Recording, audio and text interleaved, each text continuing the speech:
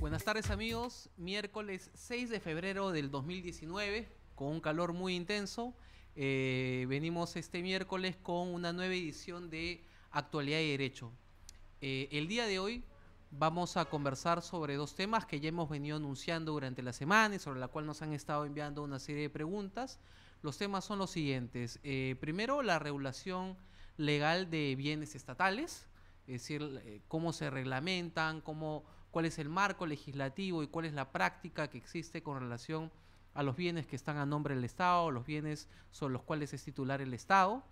Y en el bloque final yo voy a brindar algunos alcances sobre la prescripción, ¿no?, en las acciones judiciales de cobranza, ¿no?, que es un tema que siempre nos preguntan nuestros amigos empresarios, nuestros amigos que tienen negocio, etcétera.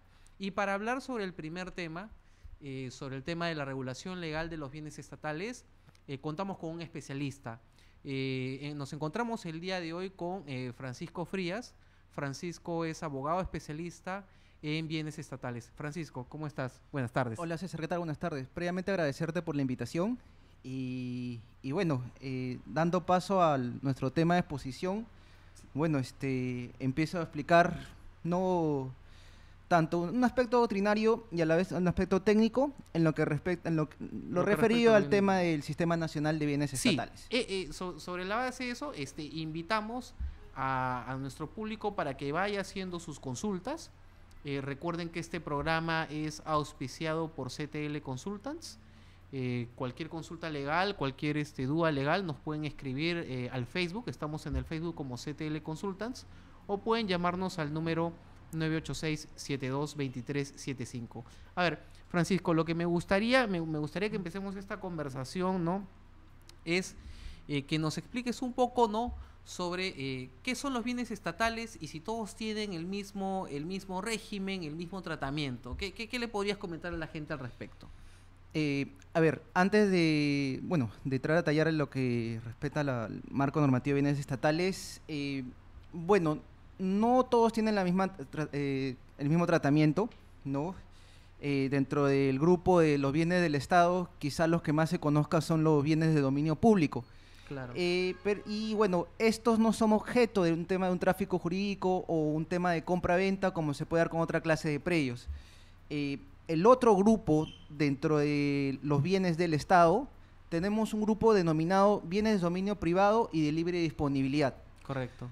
Antes de entrar a tallar, hay que ubicarnos previamente dónde está ubicado específicamente, digamos, este régimen de propiedad estatal. Correcto. Ahora, como un marco general de la propiedad estatal, la doctrina se ha encargado de separar el tema de la propiedad en tres grandes grupos. El tema de predio de propiedad privada, donde sabemos que esto está regulado por el Código Civil, donde la persona tiene la libertad máxima de disponer, usar, disfrutar, ¿no?, sin más las limitaciones que establece el orden público y las buenas costumbres. De acuerdo. Tenemos los predios de comunidades campesinas y nativas, donde lo que lo vincula a esta clase de comunidades es la costumbre, el uso y trabajo de la tierra. Y el tercer grupo, y lo que nos concierne, son los predios de propiedad estatal, ¿no? De acuerdo. Vamos a hablar del régimen jurídico y del Sistema Nacional de Bienes Estatales de manera muy resumida. Ahora, dentro del régimen jurídico, vamos a hablar sobre el tema marco constitucional, el Código Civil, alguna normativa especial y la normativa del Sistema Nacional de Bienes Estatales. Correcto, Francisco. Entonces podemos decir de que hay un gran régimen, ¿no?, en cuanto a los bienes estatales, que son los de dominio público y los de dominio privado. Y los de dominio público nos indican que no están en el tráfico jurídico, y ahí tenemos a las plazas, las playas, etcétera, ¿no? Así es. Ya justo ya entrando a detallar el marco constitucional, bueno, no se ve de que, digamos, vamos a vender un parque, vamos a vender un hospital, ¿no? Porque efectivamente los bienes de dominio público, ¿qué son esta clase de bienes? Son considerados como tal por su condición o por la finalidad en la cual, ofrecen un determinado servicio. Los bienes de dominio público, si bien no pueden ser objeto de compra-venta o de disposición, pueden ser objeto de concesión, que claramente lo dice la Constitución en su artículo 73. Un claro ejemplo de ello tenemos el Parque de la Reserva, ¿no? Claro.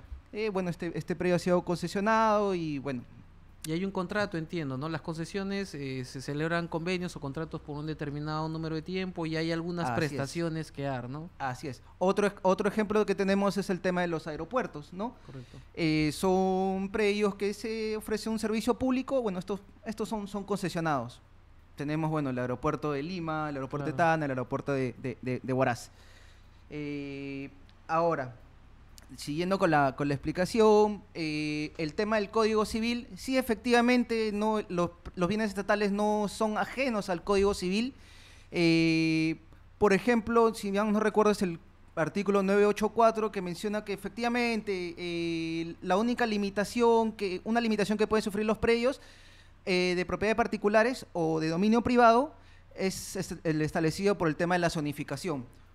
Un ejemplo, un predio, digamos, que tenga una zonificación, digamos, de área verde, sobre este predio no se puede construir, digamos, un hospital. Solamente manera de ejemplo. Ahora, hoy en día, digamos, muchas personas, y esto es una realidad, César, que se ve el tema de se ve una serie de estafas, ¿no? sobre esta clase de predios. Una de ellas es, digamos, aquel empresario o aquella persona, digamos, que decide comprar un predio. Correcto. Un comprador diligente, que ojo, las inscripciones en registro público sabemos también que las inscripciones no son obligatorias, pero sí facultativas, pero por un tema de seguridad yo les sugeriría, es más, les aconsejaría que siempre hagan una consulta en registros públicos. Por ejemplo, veo, digamos, que un grupo de personas va a un determinado terreno, forman su asociación y una persona va y efectivamente, mira, toma, te vendo el terreno, esta es la partida. Pero bueno, muchas veces las personas que no conocen ven la partida, pero lo que les enseña prácticamente es una partida de la inscripción de su asociación, más no la inscripción de el registro de la persona jurídica, más no el registro de la propiedad inmueble. Tú ahí, Francisco, hablas de un asunto fundamental, porque muchas veces se juntan estas asociaciones para comprar, inclusive ellos piensan que están comprando legalmente bienes públicos, ¿no? O también privados, ¿no? Que, por ejemplo, pueden pretender estar comprando, ¿no?, una parte de la playa para construir una pequeña posada, un pequeño hospedaje, ¿no? Y omiten de que eso, pues, es titularidad del Estado, ¿no? Y ahí se presentan los problemas, ¿no?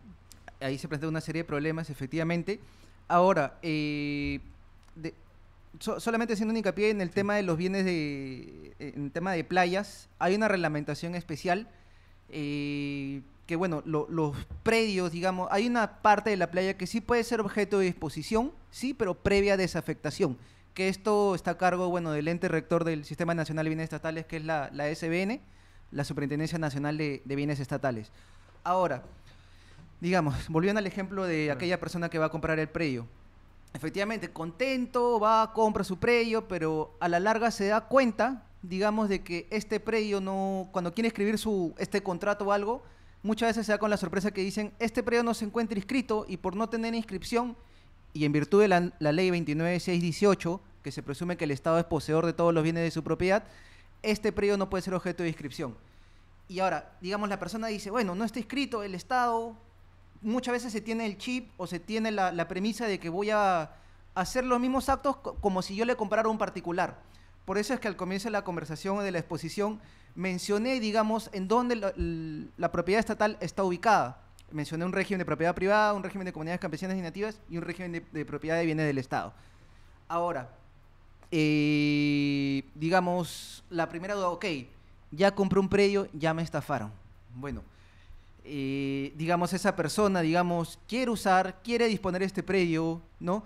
Bueno, al no estar inscrito y se presume que es del Estado, este predio sí puede ser objeto de compra-venta, pero al ente rector, que es el Sistema Nacional de Bienes Estatales. ¿Y cuál es el procedimiento para ello? Porque, por ejemplo, llega un empresario y dice, doctor, he comprado un inmueble, pero no se lo he comprado a su titular, que es el Estado, quiero negociar con la SBN, es complicado. ¿Cuál es el procedimiento en la práctica? ¿Qué tendría que hacer, por ejemplo, la persona que nos consulta al respecto?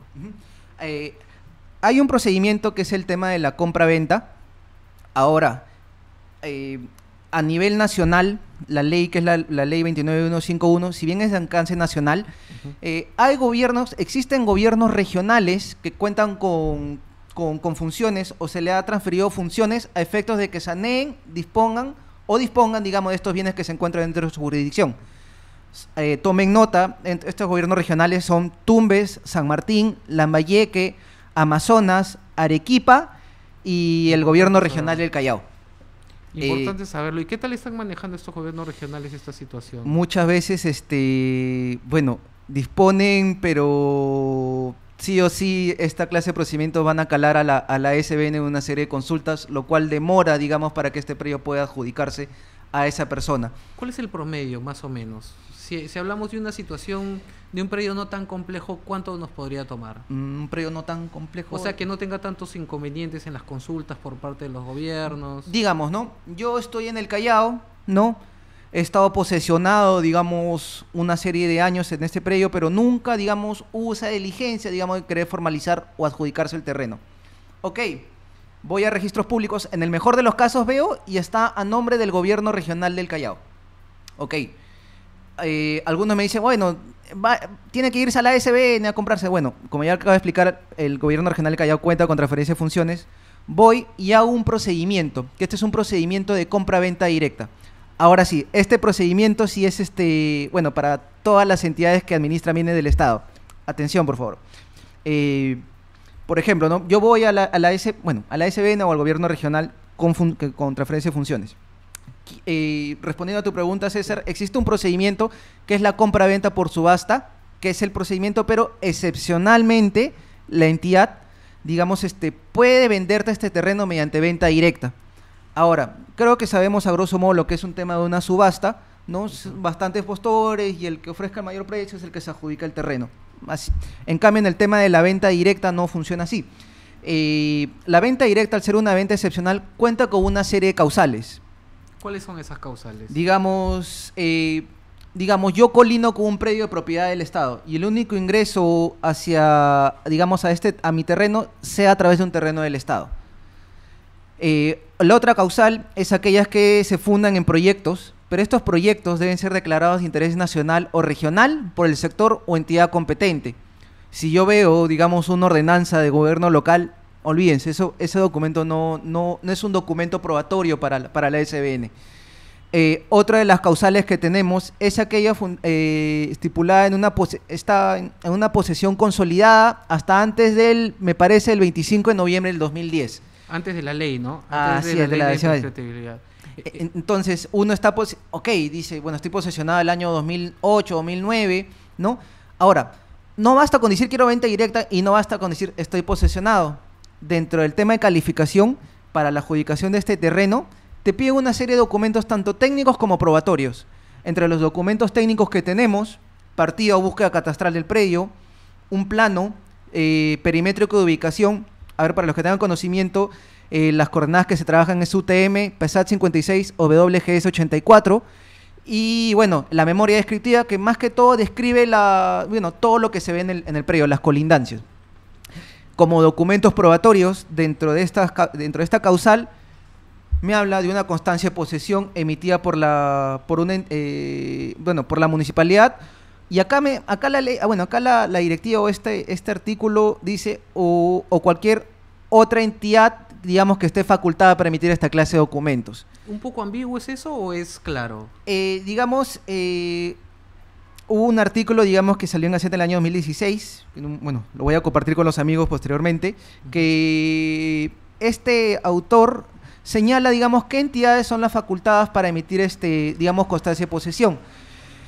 Muchas veces estas personas van a la comisaría, bueno, una de estas documentos es la constancia de posesión, claro, el pago autoavalúo, el HRPU, pero a veces presentan constancias, digamos, emitidas por la constatación que hace la comisaría.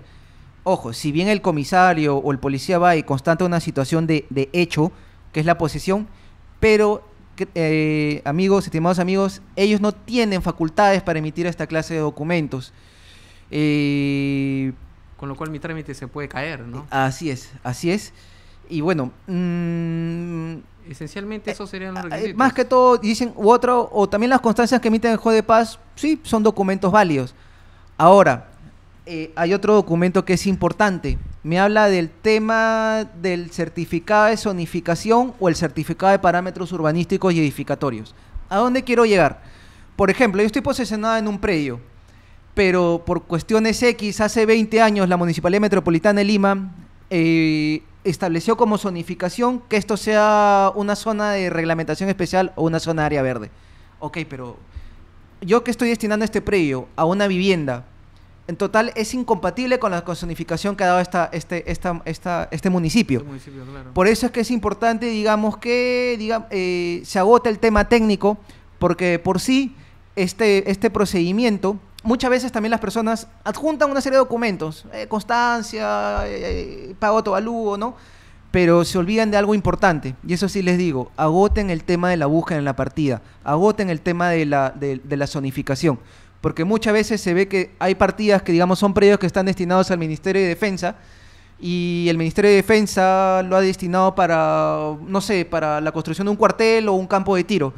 Bueno, eso está destinado a una finalidad, lo cual estos predios no pueden ser objeto de disposición, a no ser que sea, bueno, se dé la desafectación. Francisco, tú nos señalas un aspecto muy importante porque la gente asume, ¿no?, que si bien es cierto puede haber sido estafada al haber comprado un bien del Estado de dominio privado, siempre va a poder llegar a un acuerdo con el Estado para que se lo venda, ¿no? Por eso es importante que nos comentes tú de que eso no siempre va a ser así, porque tenemos la subasta pública en la que yo que compré, yo que invertí, voy a tener que participar con otras personas y ganarle en esa subasta, y que eso es lo general. Lo particular, lo excepcional es la venta directa, y están estas causales, y si estas causales no se presentan, lamentablemente voy a tener que competir de manera feroz con las demás personas que quieran haberse adjudicado el bien, porque y en ese sentido es muy importante la asesoría especializada que, por ejemplo, tú brindas al respecto, ¿no?, a diversos clientes, porque puede llegar gente que diga, no, está bien, usted tuvo este problema, pero nosotros arreglamos esta situación en la SBN, y la SBN o la entidad que esté a cargo, ¿no?, con las funciones delegadas, va a tener inevitablemente, ¿no?, que aplicar las causales excepcionales para la venta directa. Por eso, amigos, es bien importante que ustedes consulten con su abogado si es que están en estas causales específicas para que procedan la venta directa, y el tema de zonificación, que es fundamental, porque si ustedes quieren darle un uso al bien y la zonificación es de otro tipo, podrán adjudicarse el bien, pero no podrán darle el uso que desean, ¿no? Entonces ahí hay una situación muy compleja. Entonces lo que yo quería consultarte un poco, Francisco, era en el tema de obras, ¿no? ¿Cuál es el plazo, por ejemplo, que tiene la entidad para ejecutar una obra en estos procesos de transferencia predial? ¿Puedes darnos un poco una introducción al tema y en qué consiste el mismo? Ok. Dentro de los actos que manejan las entidades, ¿no?, el tema de la compra-venta o el tema de la transferencia, para efectos, digamos, técnicos, estos se conocen como actos de disposición, ¿no? Dentro de los actos de disposición, valga la redundancia, tenemos la compra-venta y la transferencia.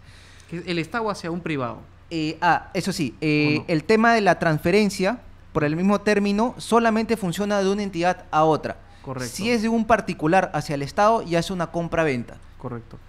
En el tema de la transferencia, por ejemplo, volvemos al ejemplo del hospital. Correcto. El Ministerio de Salud ha requerido 20.000 metros cuadrados para la construcción de un hospital, que creo que en el tema de parámetros técnicos mencionan que el mínimo para la construcción de un hospital son alrededor de 15.000 metros cuadrados, si bien no recuerdo. Bueno, ok, por ave motivo, digamos, esa entidad que es propietaria del bien le transfiere al Ministerio de Salud para que ejecute, digamos, este proyecto.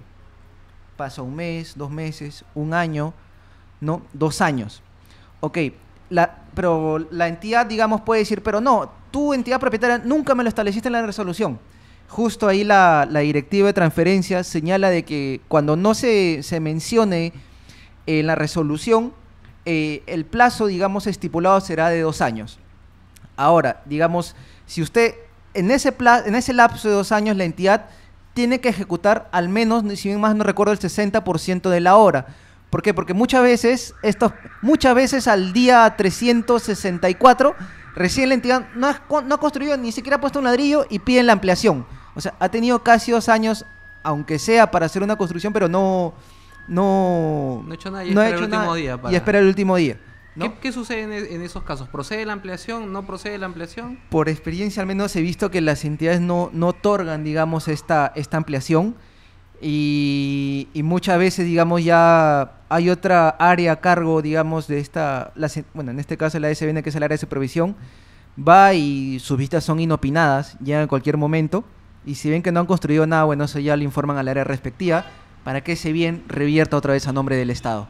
Interesante porque es importante conocer cuál es la capacidad de ejecución que tiene cada ministerio, cada entidad, porque si una entidad solicita una determinada área para ejecutar una obra y se produce esa transferencia, lo correcto es que la gestión, quien esté a cargo, quien venga después a administrar esa entidad, ejecute la obra, ¿no? Y no estemos pues con un terreno estatal sin ningún tipo de utilidad, y que solamente para salvar alguna responsabilidad administrativa el funcionario correspondiente solicite una prórroga que va a ser denegada y vamos a tener estos elefantes blancos, ¿no? Grandes áreas, sí, grandes terrenos que finalmente pues no van a ser utilizadas en favor de la población, y que eso también tiene que ver mucho con la poca capacidad que han tenido algunas entidades del Estado, ¿no? Ahora, Francisco, yo quería que hablemos un poco sobre la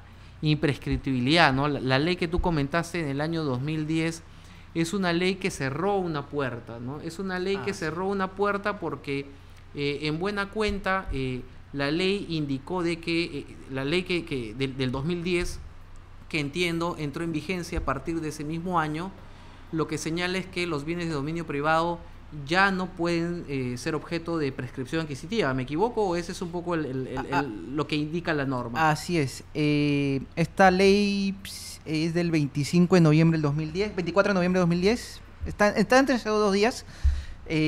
Pero, ¿qué menciona? Digamos, aparte de que señala que se presume que el Estado es poseedor de todos los bienes de su propiedad y declara imprescriptibles los bienes del Estado, ¿qué se hacía? A ver, hoy en día, digamos, aquella persona, y bueno, y lo dicen de una manera tan sutil porque dicen, doctor, he tomado posesión.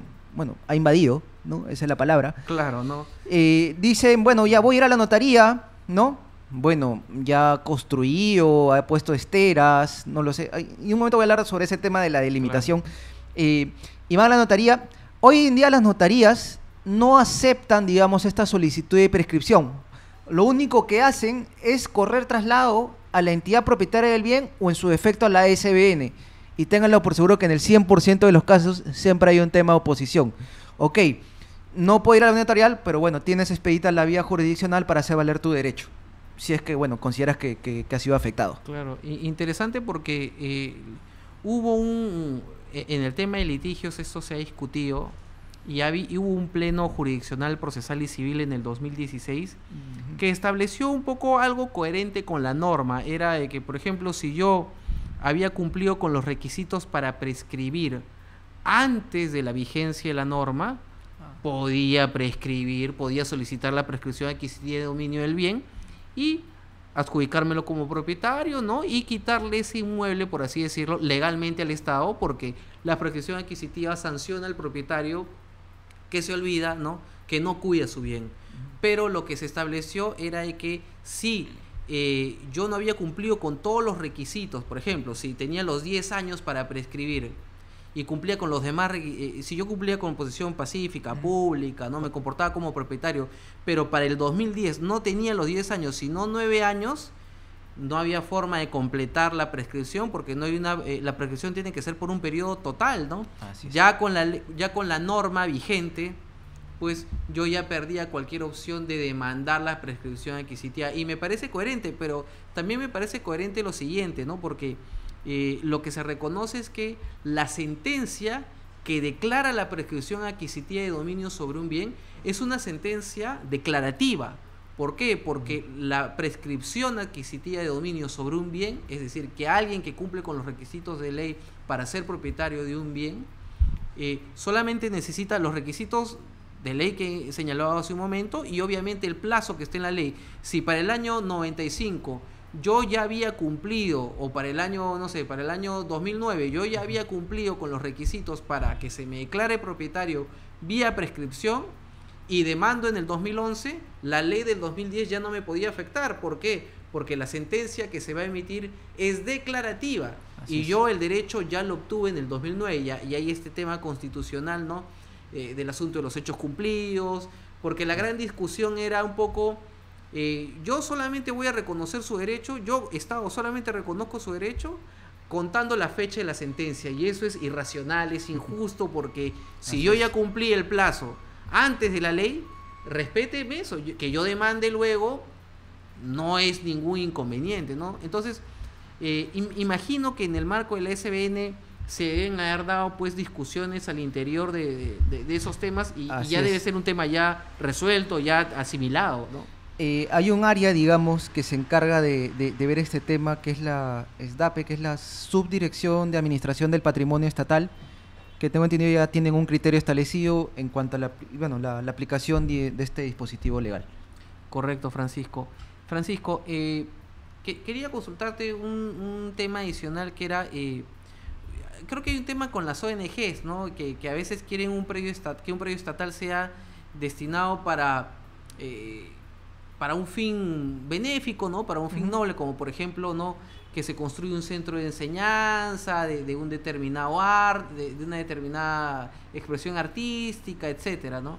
¿Qué sucede en estos casos? O sea, no solamente estamos hablando de privados que han adquirido un inmueble y que quieren negociar con el Estado para que se produzca una venta directa, o en todo caso una venta vía subasta pública, sino también en el supuesto de organizaciones no gubernamentales que solicitan que determinados bienes del Estado sean, debido al contexto, ¿no? Debido a la gente que hay alrededor de ese terreno, sea utilizado para un fin que puede ser beneficioso para el grupo humano que está en la zona.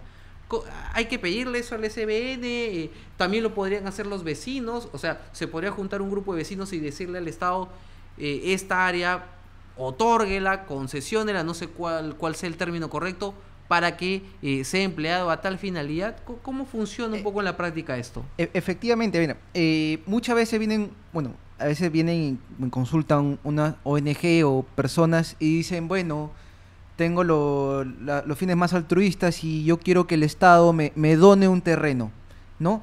Bueno, la donación no existe, digamos, del Estado al particular, bueno, pero sí de un particular al Estado. Claro.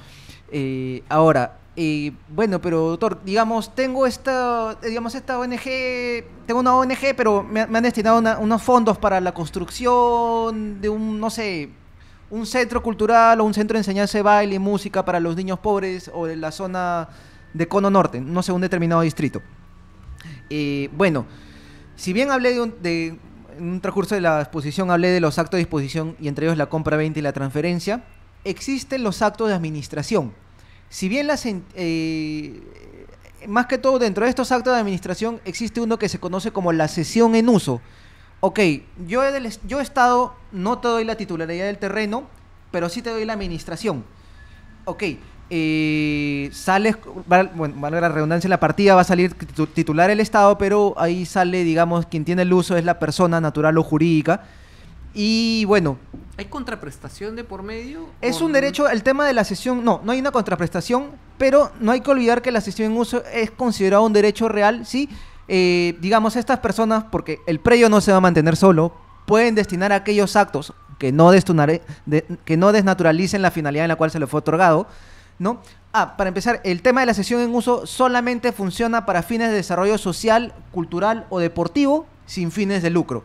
Con esta pregunta que me hiciste, bueno, efectivamente calza el ejemplo, un tema cultural, no sé, una ONG denominada, no sé, pues Gianfranco Velasco, no lo sé, y tiene un fin altruista de, digamos, construir un albergue o un centro de enseñanza para música y baile de niños bajos recursos. Efectivamente, se le da a la administración. Invierte, construye, ¿no? Pero sin fines de lucro. Sin fines de lucro, ojo, que es un derecho real, sí. Puede hacer una serie de actos destinados, sí, a la manutención del predio. No sé, pago de la luz, pago del agua, Tengo entendido que para esta clase de predio no se paga el tema autoavalúo, no sé qué clase de impuestos. Pero además el que firme el contrato, la ONG, la asociación, la fundación o quien fuera, asume una responsabilidad con el Estado, porque si ese bien sufre algún daño, ellos van a tener que indemnizar o hacerse cargo de las reparaciones que haga falta en ese bien, ¿no? O sea, hay el Estado pues cede en uso este bien para que sea destinado a este fin altruista, no a este fin social, ¿no? No cobra, pero sí le dice al particular: tú te encargas de que este predio, de que este bien no se pierda y no se desnaturalice el fin para el cual existe, porque si empieza a hacer con fines de lucro, entiendo que se resuelve ese contrato inmediatamente. Justo dentro de justo hablé de un área, la subdirección de supervisión. Ojo, estamos hablando de la SBN, ¿no? En este caso. Ellos van, o la entidad que es propietaria del bien ya ha otorgado esta cesión, va y hace las que se llaman las visitas inopinadas. En cualquier momento. Por ejemplo, va y en la noche, no sé, o va en el plan de 5 o 6 de la tarde y va y ve que hay un fiestón y está que se vende licor. Bueno, está que se desneutraliza la finalidad en la cual se le fue otorgado, digamos, este predio. Automáticamente ellos hacen un informe técnico legal, ¿no? En base a la inspección, ¿no? Y en la inspección que ellos han hecho, y bueno, ténganlo por seguro que ese bien automáticamente va a ser revertido a nombre del Estado. Pero ojo, su condición de dominio público sigue manteniéndose. Ojo, o sea, esa finalidad en la cual fue otorgada, que fue pública, no se desnaturaliza, porque acá no ha operado la desafectación. Correcto. Francisco, te agradezco mucho por brindarnos estos alcances. Es importante conocer cuál es el régimen legal de los bienes del Estado, porque mucha gente se me acerca a veces y me consulta, ¿no?, en el estudio y me dice: doctor, he adquirido un bien, pero me he enterado que es del Estado, supongo que tengo que ir a una notaría y todo bien. No. Hay que conversar con el especialista en bienes estatales, porque hay mucha estafa, hay mucho engaño, ¿no? Hay muchas compraventas a 5 o 6 personas en un mismo marco de tiempo, etcétera. Entonces, es fundamental conocer en qué casos procede esta venta por adjudicación directa, en qué casos procede la venta por subasta pública, en qué caso podemos acogernos a estas transferencias prediales, ¿no? Y en qué casos, pues, evidentemente podemos ahorrar una serie de costos importantes a efectos de que la inversión que se haya efectuado no sea pues dinero perdido, plata al agua. Entonces es muy importante que empecemos a conversar sobre estos temas. Francisco, muchísimas gracias por venir el día de hoy. Gracias a ti, César, por la invitación. Perfecto. Bueno, amigos, con esto culminamos la primera parte del programa y en el segundo bloque les brindaré algunos alcances sobre la prescripción en la acción judicial sobre cobranzas, que es un tema que nos han preguntado bastante. Así que bueno, vayan preparando sus preguntas. Vamos a la pausa y regresamos.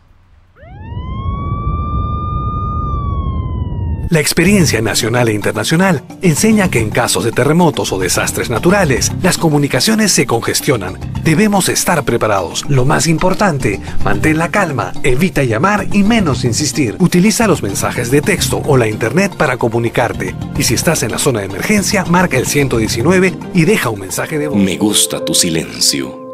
Es la mejor forma para expresar tus sentimientos. Me encanta cuando lloras porque me he quedado con parte de tu alma. Me ilusiono con tu sonrisa porque sé que ha valido la pena el momento. Congelemos este momento porque me encuentro entre tus manos. Toma un libro y vuelve a vivir. Toma un libro y vuelve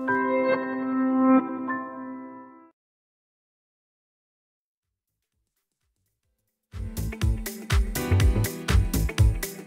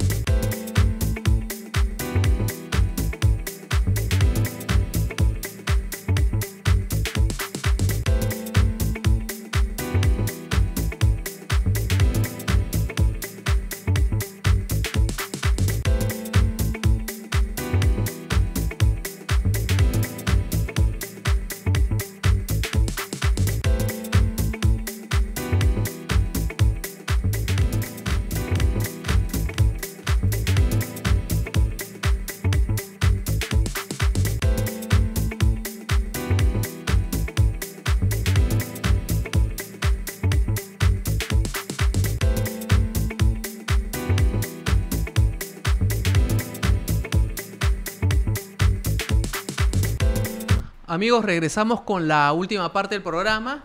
Muy interesante haber conversado con Francisco hace un momento sobre la regulación de bienes estatales. Definitivamente es un asunto sobre el cual vamos a seguir conversando en siguientes programas. Pero ahora vamos a tratar un tema muy solicitado por nuestros seguidores, que consiste en la prescripción en la acción judicial de cobranzas. Por favor, los invito desde ya que vayan formulando sus consultas. Espero espero absolverlas todas, si no, en interno conversaremos. Ya tengo algunas sobre las cuales me han escrito, y quiero empezar con lo siguiente, ¿no? Mucha gente me consulta, ¿qué es lo que prescribe?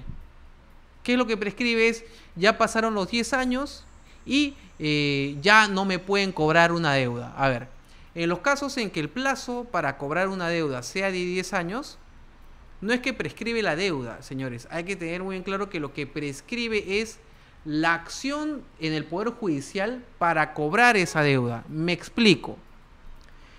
Han pasado los 10 años, ha pasado más de 10 años para que usted pueda pagar una deuda.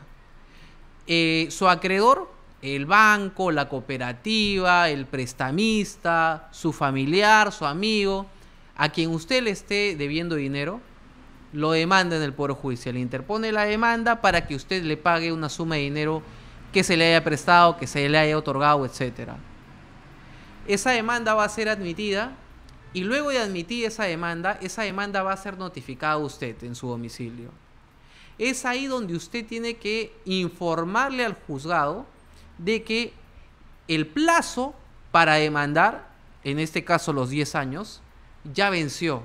Y lo que tiene que hacer el Poder Judicial es declarar la prescripción extintiva. Ese es el nombre correcto, declarar la prescripción extintiva. ¿Hay un plazo indeterminado para esto? No. El plazo es el que corresponde a cada vía procedimental de cada proceso. Ojo con eso, porque podríamos estar hablando de un plazo de 10 días en unos casos o en un plazo de 3 días en otro. Entonces, si a nosotros se nos pasó el plazo para presentar el escrito de prescripción, estamos en un enorme problema. Y es un enorme problema, ¿por qué? Porque el juez solamente puede declarar la prescripción si es que la parte que se beneficia de la misma lo solicita. No hay forma legal en la cual el juez declare de oficio, es decir, que luego de presentar la demanda diga, ¿sabe qué, señor? Ya se venció el plazo, ya se vencieron los 10 años, no puede demandar. No. El juez está esperando, inevitablemente, el escrito por parte del deudor dentro del plazo que establezca el proceso correspondiente. ¿Para qué? Para pronunciarse y dar y amparar la prescripción extintiva que usted ha deducido. Entonces, hay que quitar, por favor, esa mala costumbre que tienen muchas personas, que consiste en que, bueno, pasaron los 10 años y, bueno, que me demande y no voy a contestar, no voy a decir nada. Eso es un grave error, porque por no haberse asesorado legalmente de la forma adecuada, usted va a tener que continuar un proceso con una deuda prescrita, pero que no va a ser declarada como tal. La acción judicial no va a ser declarada como tal por su negligencia, y podría haberse embargado en sus cuentas bancarias, en sus vehículos, en su casa, en su departamento, y finalmente hasta podría realizarse el remate, ¿no? El remate de su casa. Entonces, qué terrible sería, ¿no?, que a una persona se le remate en la casa cuando pudo fácilmente haberse librado de este proceso judicial. Y es que la prescripción lo que hace es sancionar al acreedor que dejó transcurrir en exceso el tiempo. Evidentemente hay que pagar las deudas, hay que honrar las deudas, pero dentro del plazo que señala la ley. ¿Correcto? Ahora, pongámonos del lado de los acreedores, ¿no? Porque los acreedores tienen un derecho a cobrar, y eso hay que reconocerlo siempre. ¿Qué pueden hacer en todo caso los acreedores para que su derecho no se vea perjudicado? Lo que propone el código es lo siguiente, ¿no? El código señala de que el plazo de prescripción puede suspenderse o puede interrumpirse. Es decir, pongámonos en el caso de los 10 años. Hay hechos que mientras esos hechos duren, el plazo de prescripción se suspende. Es decir, si estoy en 9 años y 29 días y se produce el hecho calificado como suspensión, pongamos que el hecho de suspensión dure 1 semana o 2 semanas, durante ese periodo no corre el plazo. Pero una vez que termina el hecho objeto de suspensión, continúa el plazo. Es decir, durante 9 años y 29 días estaba transcurriendo el plazo de prescripción, se presentó el hecho de suspensión, el hecho de suspensión culminó, y al día siguiente, que será el día en el cual continúe el plazo, tendremos los 10 años. Esa es la suspensión. La interrupción, por el contrario, es aquel hecho que destruye el plazo de prescripción. Es decir, si habían 9 meses y 29 días transcurriendo el plazo para la prescripción de la acción judicial, el hecho objeto de interrupción hace que ese plazo hace que el plazo de prescripción quede en 0. Entonces es muy importante eso para el acreedor, saber que puede interrumpir el plazo de prescripción y que luego de eso va a empezar desde el día 1 el plazo de los 10 años para exigir judicialmente el cobro de una deuda. ¿Y cuáles son los supuestos que describe la ley, ¿ya?, como causales de interrupción? Y son supuestos evidentes, pero que la gente no los conoce. Por ejemplo, el reconocimiento de la obligación. Cuando nosotros tenemos una deuda y el acreedor nos reclama el pago de la misma, y nosotros nos sentamos a la mesa y firmamos un acta de conciliación o una transacción extrajudicial reconociendo que existe la deuda y estableciendo una fórmula de pago, lo que estamos haciendo es que el plazo vuelve a correr desde el día 1. Entonces estamos ante un supuesto de interrupción. Otro supuesto es cuando, acá la norma señala intimación para constituir en mora al deudor. ¿En qué consiste esto? Cuando envió la carta notarial requiriendo el pago. Si estuve 9 años y 29 días sin requerir el pago, y al final de ese día, ¿no?, lo que se produce es la notificación de la carta notarial requiriendo el pago, ya interrumpí ese plazo y el mismo vuelve a contarse desde el día 1. Entonces es muy importante para los acreedores. Ojo con los acreedores, ¿ah? Para esos deudores morosos, esos deudores que se hacen los locos, esos deudores que no contestan las llamadas. Usted, al enviarle la carta notarial señalándole existe esta deuda, estoy intimándole el pago de la deuda e invocando los artículos del Código Civil correspondiente, lo que hace es que ese plazo va a transcurrir nuevamente desde el día 1. Y ustedes se aseguran de que esta persona, este deudor, este mal deudor, no siga contabilizando los días hasta que llegue el plazo definitivo con el cual pueda defenderse en el proceso judicial para pedir que se declare fundada su excepción de prescripción. Es muy importante tener en cuenta esta situación. Segundo lugar, la citación de la demanda o por cualquier acto que se notifique al deudor. Esto es interesante porque ha habido un cambio en los pronunciamientos del Poder Judicial. ¿Qué sucede? El último día de los 10 años. ¿Ya? Siempre contando este plazo de 10 años para cobro de deuda, ¿no? Aunque hay varios plazos, depende del tipo de deuda del que estemos hablando. Pero en el caso de los 10 años. Presento la demanda el último día. Pero ¿qué sucede? El Poder Judicial tiene inconvenientes y no funciona rápido. La demanda es admitida un mes después, 20 días después, mientras se notifica 2 o 3 semanas más. Llega al domicilio del deudor y el deudor dice, bueno, me ha llegado después de los 10 años. Presento mi excepción de prescripción. ¿Cuál ha sido el criterio del Poder Judicial? Las demoras que puedan tener los órganos judiciales, los jueces, los especialistas, al dar trámite a las demandas, no las puede asumir el acreedor. Entonces lo que se está contando es el plazo, a través del plazo, como plazo, se está contando el día en el cual el acreedor presente el escrito de demanda. Así que ojo con eso porque se han empezado a producir cambios de criterio en ese sentido. Hay casos que pueden ser más discutibles que otros, pero en la práctica ya se ha estado viendo que es un criterio en el cual se toma como consideración Ya no la citación con la demanda, ya no la notificación con la demanda, sino el ingreso de la misma en la mesa de partes del Poder Judicial. Entonces, mucho cuidado, señores, con ese criterio. Mucho cuidado para que no exista un exceso de confianza por parte de los deudores y un respaldo, ¿no?, a los acreedores que dentro del plazo presentan su escrito de demanda. Y el cuarto supuesto es cuando se opone la compensación. ¿Qué significa la compensación? Cuando yo soy acreedor, pero a la vez con la persona que es mi deudora tenemos una relación comercial invertida. ¿A qué me refiero? Esta persona me debe y yo también le debo. Y si son obligaciones conexas, lo que se puede producir es compensemos y veamos quién es el que le debe a quién al final. O de repente los montos son los mismos y hay una compensación total y nadie le debe a nadie.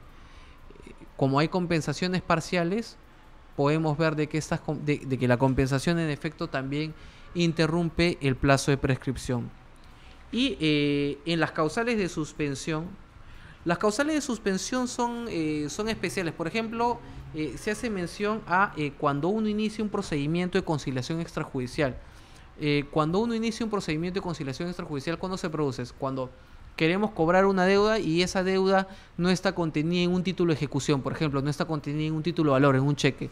Lo que yo tengo que hacer es, por ley, antes de demandar en el Poder Judicial, acudir a un centro de conciliación para ver si llego a un acuerdo. Durante el lapso de duración de ese procedimiento de conciliación extrajudicial, el plazo de prescripción se suspende. Eso está en la ley de conciliación extrajudicial. Entonces, podemos contar ese plazo para señalar durante este plazo, durante este tiempo, el plazo de prescripción no ha transcurrido, se ha suspendido. Y podemos ganar días fundamentales, días valiosos. ¿Para qué? Para poder presentar a tiempo la demanda en el Poder Judicial. Mucho ojo con eso, señores. Otros casos de suspensión de la prescripción es cuando los incapaces no estén bajo la guarda de sus representantes legales, entre los cónyuges durante la vigencia de las sociedades gananciales. Eso es importante porque tiene que ver con un tema muy, muy humano, ¿no? O sea, durante la vigencia de las sociedades gananciales puede ser tal la relación de confianza que no se requiere el cobro, no se dan estos requerimientos de cobro, etcétera. Entonces, ese periodo es considerado como un periodo de suspensión, no transcurre el plazo. Luego de que culmine las sociedades gananciales, que inevitablemente será con el divorcio o cuando los esposos, los cónyuges, pasen de sociedades gananciales a separación de patrimonios, en ese momento ya el plazo de prescripción continuará o iniciará.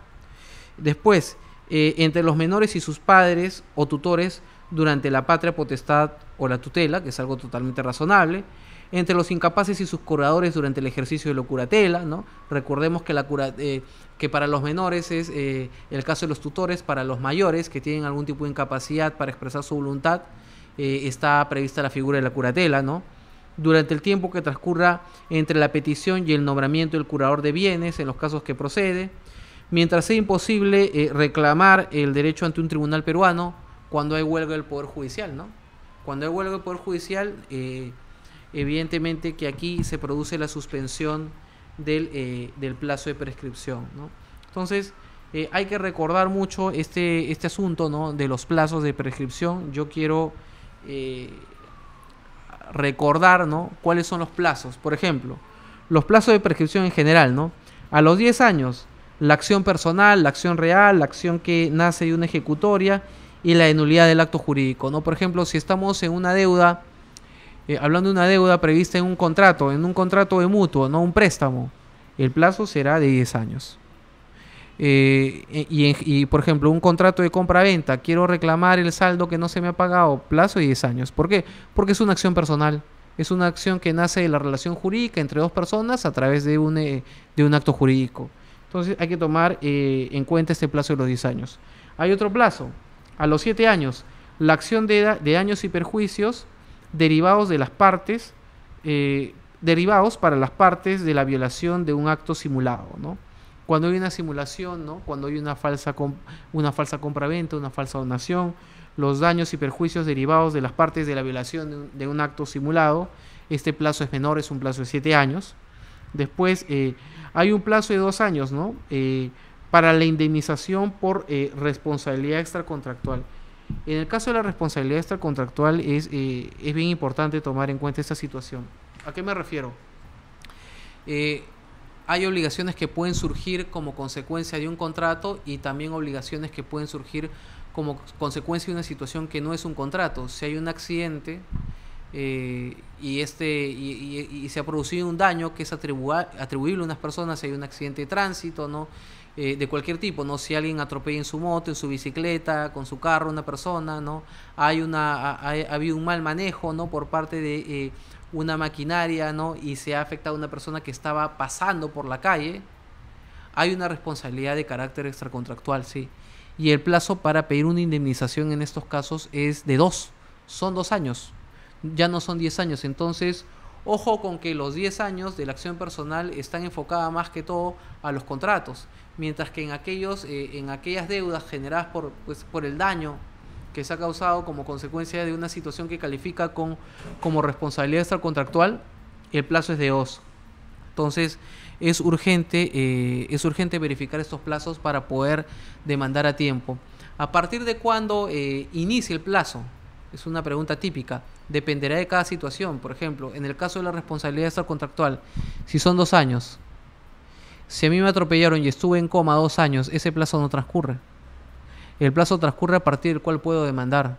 El plazo a partir del cual ya me recupero y estoy en capacidad de poder demandar una indemnización. Entonces, ojo con que los plazos no comienzan desde el día siguiente que se produce el daño, sino a partir del día siguiente en el cual se puede ejercer la acción, ¿no? A partir del cual se puede demandar el pago de una determinada deuda, ¿no? Y finalmente, hablar sobre un plazo que se ha incrementado, ¿no? Que es el plazo para el pago de alimentos, las pensiones de alimentos, ¿no? Que es un tema muy sensible porque hay gente que está en la cárcel por omisión de asistencia familiar, por no pasar los alimentos a sus hijos. Y lo que ha considerado el legislador es ampliar el plazo.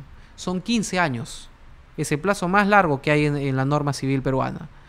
Es un plazo de 15 años para reclamar las pensiones alimenticias. Hay que recordar, por ejemplo, que en el caso de mayores de edad uno puede pasar la pensión de alimentos hasta los 28 años si es que los hijos se encuentran cursando estudios, ¿no? Desarrollando un oficio de manera exitosa, ¿no?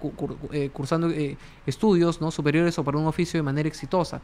Entonces, si a estos 28 años le sumamos los 15 años, hasta los 43 años podría demandar una persona el pago de alimentos a sus padres.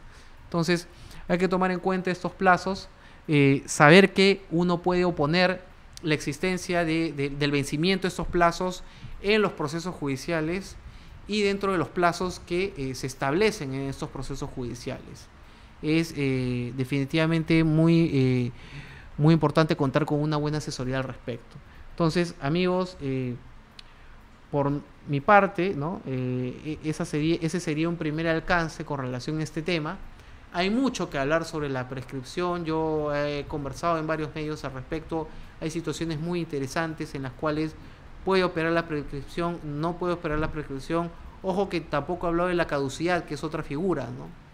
Entonces, dejaremos este tema para un siguiente programa. Bueno, amigos, les agradezco muchísimo por seguirnos, por sus consultas en el Facebook.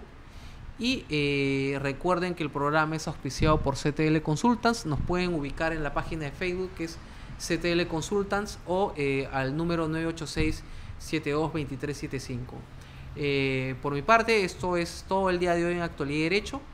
Y nos vemos el próximo miércoles. Que estén muy bien. Gracias.